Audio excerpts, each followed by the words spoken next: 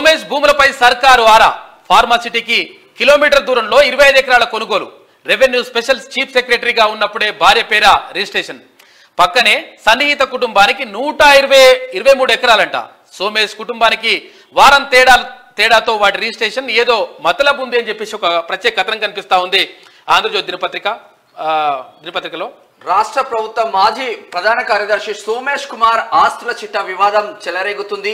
దీనిపై రాష్ట్ర ప్రభుత్వం దృష్టి సారించినట్లు సమాచారం. కేసీఆర్ ప్రభుత్వ హయాంలో అన్ని విషయాల్లో చక్రం తిప్పిన సోమేష్ కుమార్ పై అనేక ఫిర్యాదులున్నాయి.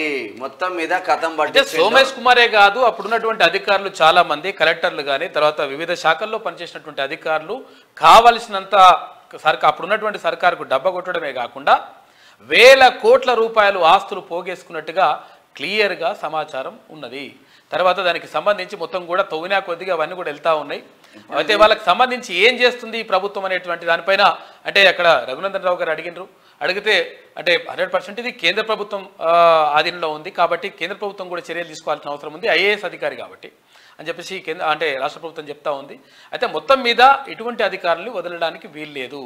బయటకు వచ్చిన తీసి బయట వేస్తేనే లెక్క. ఇక ఈయన కూడా రెరా ఇన్ఛార్జి కార్యదర్శి శివబాలకృష్ణ సస్పెన్షన్ ఉత్తర్వులు జారీ చేసిన ప్రభుత్వం 8 రోజుల పాటు ఏసీబీ కస్టడీకి ఇస్తా ఉన్నారంట.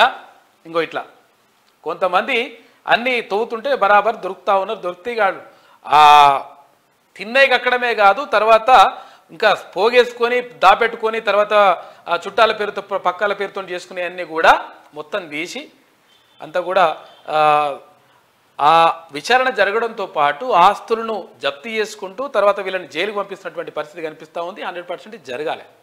లేకపోతే ఇష్టం వచ్చినట్టుగా వేల కోట్ల రూపాయలు వేసుకొని తప్పుడే కూకుంటే ఫార్మాసిటీ పేరు మీద రైతుల దగ్గర నుంచి భూములు తీసుకొని వీళ్ళు రిజిస్ట్రేషన్లు చేసుకొని వీళ్ళు కొనుక్కోవడం ఏందో అర్థం కాని పరిస్థితి. సోమేష్ కుమార్ అంటూ పెద్ద దొంగ.